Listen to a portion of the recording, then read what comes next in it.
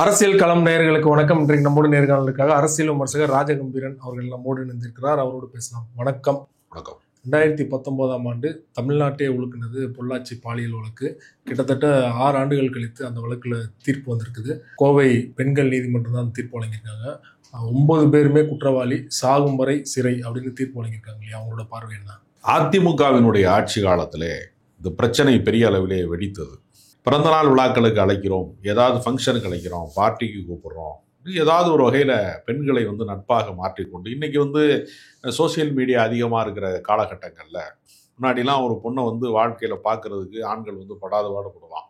அவள் எப்பயாவது பஸ் ஏற வருவா, என்னைக்காவது ஒரு நாள் கோயிலுக்கு வருவா, எப்பயாவது வீட்டில் இருந்து வெளில வாசல் வரைக்கும் கோலம் போட வருவா என்கிற எப்போதாவது தான் பார்க்க முடியுங்கிற நிலைமை போய் அவர்கள் படிக்கிறார்கள், வேலைக்கு போகிறார்கள், வெளி உலக வாழ்க்கையிலே அவங்களும் பங்கு பெறுகிறார்கள் என்கிற காலகட்டங்கள் இப்பொழுது இருக்கிறது. இதை பயன்படுத்தி கொண்டு அவங்ககிட்ட இப்போ ஒரு ஃபோன் நம்பர் வாங்கிட்டாலோ அல்லது ஏதாவது ஒரு பார்ட்டியில் ஒரு பெண்கிட்ட ஒரு நிகழ்ச்சிக்கு வாங்கன்னு சொல்லி இந்த மாதிரிலாம் பார்ட்டி கல்ச்சரில் பெண்களை வலையில் வீழ்த்தி அவர்களை ஒரு தனியாக வீட்டில் அழைச்சிட்டு போய் பாலியல் அத்துமீறலில் ஈடுபட்டு அதை வீடியோ எடுத்து வச்சு மிரட்டி அந்த வெளியிட்டுருவேங்கிற அச்சத்தை காட்டி காட்டி மீண்டும் மீண்டும் அவர்களை பாலியல் ரீதியாக அவர்களை பயன்படுத்தி கொள்வது, அத்துமீறுவது என்கிறத தொடர்ந்து செய்கிற போது இந்த வெளியில் சொன்னால் நமக்கு தான் அசிங்கம் அப்படின்னு பல பெண்கள் மன ரீதியாக ரொம்பவும் மன ரீதியாக பாதிக்கப்பட்டவர்களைப் போல இருந்தபோது யாரோ ஒரு பெண் அதில் முன் தன்னுடைய சகோதரனிடத்தில் சொல்லுகிற போது அது புகாராக அது மாறுகிறது. புகாராக மாறிய போது முதல் கட்டமாக ஒரு 3 பேர் கைது செய்யப்படுறாங்க. ஒரு முக்கியமான ஒருத்தர் தலைமறைவாகிறாரு. அவரையும் போலீஸ் மிக தீவிரமாக இந்த திருநாகரசுங்கிறவரை தேடுது. முதல் கட்டமாக சபரிராஜன் இந்த மாதிரி ஆட்களை கைது செய்யப்படுறாங்க.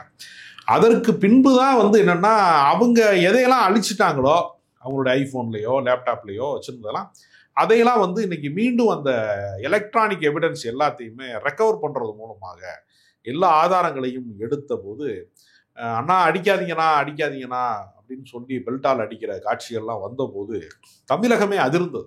அதில் ஆளுங்கட்சி பிரமுகர்களே இருக்கிறாங்க. மாணவரணி செயலாளராக இருக்கக்கூடிய ஒருத்தர் இங்கே அதில் இருக்கிறாரு, அருளானந்தம் இருக்கிறாரு. அப்புறம் பைக் விற்கிற ஷோரூம் நடத்தக்கூடிய ஒருத்தர் இருக்கிறாரு. இவங்கெல்லாம் கட்சிக்காரங்களாகவே இருக்கிறாங்க. அப்படிங்கிறப்ப இது நியாயமான விசாரணையாக நடைபெறுமா என்கிற சந்தேகம் பல பேருக்கு வந்தது. அப்போ தமிழ்நாடு முழுக்க கல்லூரி மாணவர்கள், பல இயக்கங்கள் மகளிர் இயக்கங்கள், பல அமைப்புகள் போராட்டம் நடத்துகிறாங்க. திமுக இதை தீவிரமாக கையில் எடுத்து சிபிசிஐடி விசாரணை போதாது, எங்களுக்கு சிபிஐ விசாரணை வேண்டும்ங்கிற ஒரு இடத்திற்கு பல போராட்டங்களின் வழியாக அது நகர்த்தப்பட்டது. இப்போ பாதிக்கப்பட்ட பெண்களுடைய புகைப்படமோ அவங்களுடைய டீட்டெயிலோ அவங்க பேரோ அவங்க யார் என்னங்கிற விஷயத்தை யாருக்குமே தெரிவிக்காம மிக கண்ணியமான முறையில் ஒரு விசாரணை நடைபெற்றது. அவர்களையும் பாதுகாக்க வேண்டிய, ஏன்னா இந்த சமூகத்தில் சம்பந்தப்பட்ட பெண் அவையன் பிறந்த நாள் கொண்டாட போனா, அவையன் பார்ட்டிக்கு போனா, அவையன் கூட பழக்கம் வச்சிருந்தான்னு பாதிக்கப்பட்டவர்களையே குற்றவாளியாக மாற்றக்கூடிய ஒரு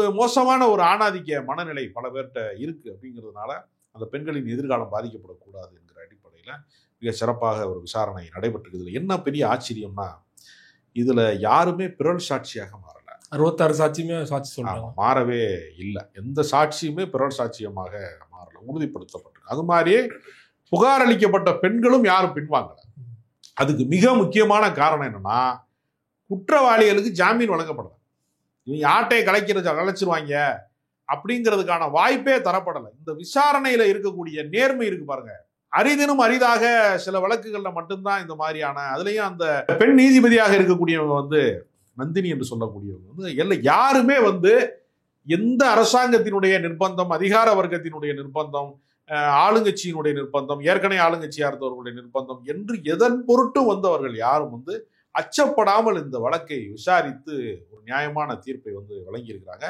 இதுல சம்பந்தப்பட்ட அனைவருமே குற்றவாளிகள் என்பது உறுதி செய்திருக்காங்க. இது நியாயமாக மக்கள் எதிர்பார்த்தது மரண தண்டனை வழங்குவார்கள் என்றுதான் பல பேர் எதிர்பார்த்தாங்க.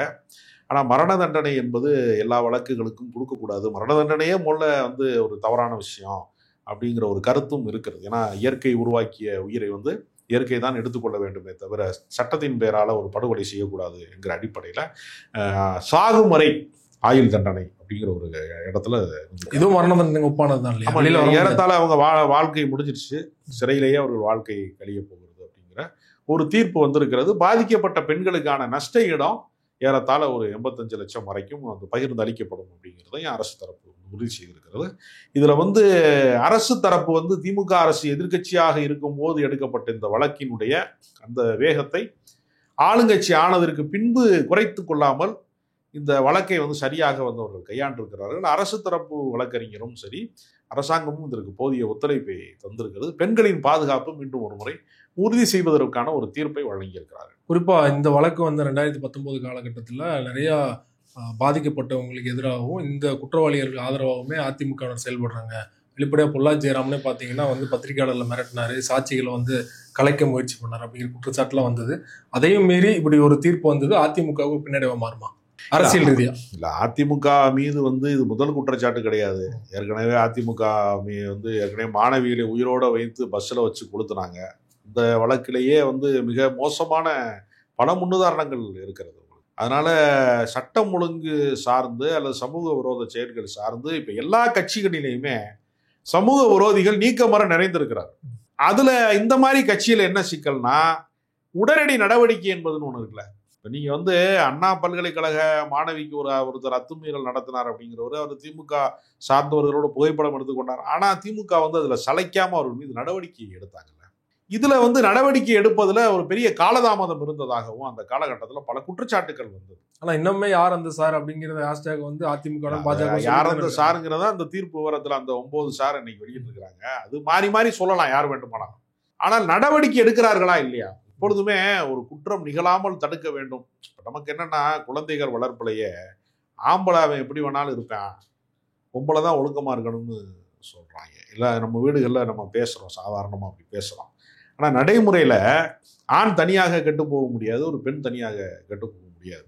பாலியல் ரீதியான பிரச்சனைகளில் ஆணும் ஒழுக்கமாக இருக்கணும், ஆணும் கண்ணியமாக நடக்கணும், ஆணும் வந்து பெண்ணுக்கு பாதுகாப்பாக இருக்கணுங்கிறத நம்ம யாரும் வந்து குழந்தைகளுக்கு சொல்லிக் கொடுக்குறாங்க. அவன் ஆம்பளை சிங்கம் எப்படி வேணாலும் இருப்பான், அவன் ஜால கடிப்பேன், அவன் யாரை வேணாலும் யார் கூட வேணாலும் இருப்பேன், பாலியல் ரீதியான அத்துமீறல்லாம் ஒரு ஆணுடைய குணத்துக்கான சிறப்பு அம்சங்களாக சொல்றதுன்னு ஒன்று இருக்குல்ல.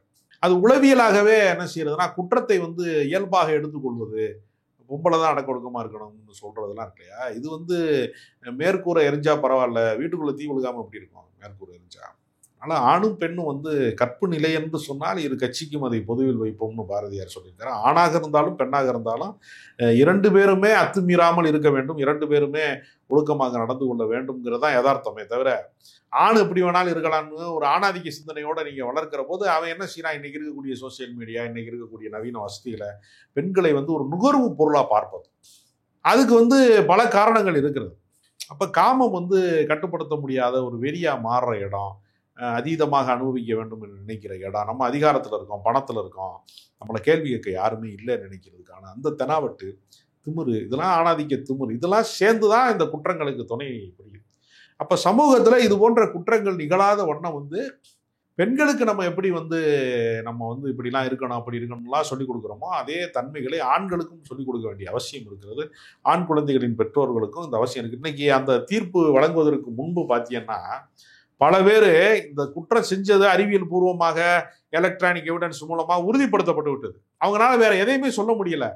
எனக்கு வந்து ஒரு தாய் தகப்பனா இருக்கிறவங்களுக்கு வந்து ஒரே ஒரு பையன், அவனுக்கு கல்யாணம் ஆகலை, அல்லது புதுசாக கல்யாணம் ஆகி கொஞ்ச நாள் தான் வாழ்ந்திருக்கான், இப்போயுமே வாழ்நாள் பூரா சிறையில் இருந்தாங்கன்னா அந்த குடும்பம் என்னத்துக்காகிறது, வயசான தாய் தகப்பன் இருக்கிறாங்க, அவங்க என்ன ஆகுது. இதெல்லாம் குற்றம் செய்வதற்கு முன்பு சிந்திக்க வேண்டிய விஷயத்தை பூரா ஒரு கருணை மனு மாதிரி இதெல்லாம் பார்த்து செய்யுங்க அப்படின்னு நீதிபதியில் கொடுக்குற போது எதிர்காலத்தில் இது போன்ற குற்றங்கள் நிகழாமல் தடுப்பதற்கு இந்த கருணை மனுக்களை எல்லாம் பரிசீலிக்க வேண்டிய சூழல் அவங்களுக்கு இல்லை.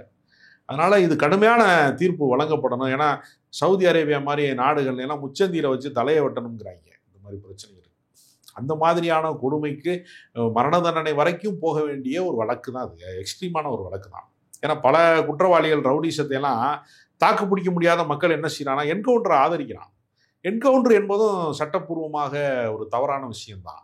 ஆனால் போலீஸ்காரரே ஒருத்தரை வந்து போகிற வழியில் துப்பாக்கியில் சுட்டுட்டாரு, தப்பிக்க முயற்சி செய்தார் அப்படின்னு ஒரு சுட்டுட்டாரு அப்படின்னா நாளைக்கு உண்மையான நிரபராதியை கூட அப்படி வந்து வழக்கிலிருந்து முடிப்பதற்கு சுடுவதற்கு ஒரு வாய்ப்பாக மாறிடும். அதனால் என்கவுண்டரை ஆதரிப்பது, மரண தண்டனை ஆதரிப்பதுங்கிறது ஒரு எக்ஸ்ட்ரீமான ஒரு நிலை, ஒரு உச்சபட்சமான நிலை. அந்த நிலைக்கு போகாமல் சாகும் வரை அவர்கள் வந்து ஆயுள் தண்டனை அனுபவிக்க வேண்டும், சிறையில் இருக்க வேண்டும் என்று சொல்வதன் வழியாக ஒரு நல்ல தீர்ப்பை தான் தந்திருக்கிறார்கள் சொல்ல வேண்டியிருக்கு. கிட்டத்தட்ட பாதிக்கப்பட்ட பெண்கள் பார்த்தீங்கன்னா 100க்கும் மேற்பட்டோர் இருக்காங்க. 1000க்கும் மேற்பட்ட வீடியோ வந்து ரெக்கவர் பண்ணப்பட்டதுன்னு சொல்றாங்க இல்லையா? எந்த தைரியத்தில் இப்படி பண்ணாங்க நினைக்கிறீங்க? பணத்திமுறையும் தாண்டி அதிமுக அப்படிங்கிற ஒரு கட்சியோட பின்புலம் இல்லாம எவ்வளவு தைரியமா பண்ணிருப்பாங்க நினைக்கிறீங்க? குற்றவாளிகள் ஒன்று கூடுவது ஒரு கூட்டு பாலியல் தானே. தனிநபர் குற்றம்ங்கிறது ஒரு தவறை வந்து தனிநபராக செய்வது என்பது வேற. இங்கே வந்து ஒரு குரூப்பு வந்து அதுக்குள்ளே இயங்குறாங்க. இவங்களுக்குள்ள ஒரு வாட்ஸ்அப் குரூப்லாம் வச்சு இயங்கி அந்த நிர்வாண படங்களை அனுப்புவது, ஆபாச படங்களை அனுப்புவதெல்லாம் வந்து செஞ்சுருக்காங்க. அப்போ அவங்களுக்கு வந்து என்னென்னா, ஒரு மனிதன் வந்து தனிப்பட்ட மனிதனாக இருக்கும்போது கொஞ்சம் அச்சப்படுவான். ஒரு குரூப்பாக சேர்றப்ப என்ன பண்ணுவான்னா, தவறு செய்தால் கூட அவனுக்கு ஒரு தைரியம் வந்துடும். அவனுக்கு இது சந்திக்கலாங்கிற தைரியம் வந்துடும். அதனால இதுக்கு பின்னாடி நிச்சயமாக ஆளுங்கட்சி சார்ந்தவர்கள் இருந்திருக்கிறார்கள் என்பது தவிர்க்க முடியாத விஷயம். காவல்துறை கடந்த கால ஆளுங்கட்சி இதுல இருக்க தொடர்புல இருந்திருக்காங்க. அதிமுக வந்து இதுல முழுக்க தொடர்புல இருந்திருக்கிறதுனா அந்த பகுதி சார்ந்தவர்கள் இருந்திருக்கிறாங்க. ஒட்டுமொத்த கட்சியை நம்ம குற்றச்சாட்டாக கருத முடியாது. அந்த பகுதி சார்ந்தவர்கள் இருக்கிறாங்கிறப்ப காவல்துறை நடவடிக்கைங்கிறது எப்பவுமே எடுக்க மாட்டாங்க. ஒருத்தர் மேல புகார் கொடுத்தா அந்த புகார் வந்து பரிசீலனைக்கு எடுத்துக்கொள்ளப்படுமா என்கிற கேள்வி இருக்கு. எப்பவுமே காவல் நிலையங்கள் வந்து ஆளுகிற அரசுக்கு வந்து இசைவாக நடந்து கொள்ளணும், அவர்களுக்கு ஆதரவாக நடந்து கொள்வது என்கிற ஒரு நிலைப்பாட்டையும் எடுக்கிறாங்கல்ல.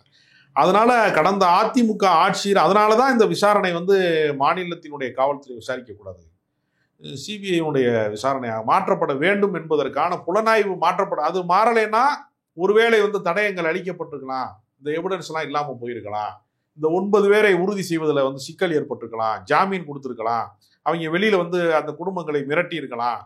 இவ்வளவு சாத்தியங்களும் அதற்குள்ள இருக்கு. அது நல்ல வேளையாக அப்படியெல்லாம் எதுவும் நடைபெறல. எதிர்காலத்தில் இது போன்ற தவறுகள் நடக்காமல் இருப்பதற்கான ஒரு சரியான விசாரணையாகவும் தண்டனை உரமாகவும் வந்திருப்பது வரவேற்கத்தக்க விஷயமா பார்க்க. பாதிக்கப்பட்ட அந்த குற்றம் சாட்டப்பட்ட குற்றவாளிகள் அனைவருமே பார்த்தீங்கன்னா 30 நாட்களுக்குள்ள மேல்முறையீடு பண்ணலாம் அப்படிங்கிற ஒரு வாய்ப்பும் அவங்களுக்கு வழங்கப்பட்டிருக்கு உயர்நீதிமன்றத்தில். ஸோ அடுத்த கட்டம் அப்படி போக நினைக்கிறேன், மேல்முறையீடு பண்ணுவாங்க நினைக்கிறீங்களா? மேல்முறையீடு ஒருவேளை மேல்முறையீடு செய்வது என்பது அவர்களுடைய பொருளாதார வசதி, வக்கீல் வைத்துக் கொள்ளக்கூடிய நிலைமை, அவர்களுக்கு இருக்கக்கூடிய பின்புலம் சார்ந்தது. அவங்க பேக்ரவுண்டு வந்து ஸ்ட்ராங்காக இருக்குது, வசதியாக இருக்காங்கன்னா செய்வாங்க நிச்சயமாக. ஆனால் மேல்முறையீட்டும் இந்த வழக்கு நிற்காது. ஓகே, ஏன்னா விசாரணை வந்து உங்களுக்கு வந்து எவிடன்ஸ் எல்லாமே உறுதிப்படுத்தப்பட்ட போது இந்த தண்டனையை தள்ளி வைப்பதற்கு தான் இந்த வழக்கு விசாரணை மேல்முறையீடு பயன்படுமே தவிர நீங்கள் எந்த கோர்ட்டுக்கு போனாலும் இந்த ஜட்ஜ்மெண்ட் மாறாது. இந்த தண்டனை முறையில் வந்து பெரிய மாற்றங்கள் இருக்காது. நிச்சயமாக குற்றவாளிகளை தண்டிப்பதில் நீதிமன்றங்கள் வந்து தங்களுடைய இறையாண்மையை நிலைநிறுத்திக் கொள்வதற்கு தங்களுடைய நிலைப்பாட்டை மாற்றிக்கொள்ளாது என்பது என்னுடைய நம்பிக்கை. பொள்ளாச்சி பாலியல் வழக்கு தொடர்பாக பல்வேறு விஷயங்களோட பகிர்ந்து கொண்டீங்க. மிக்க நன்றி.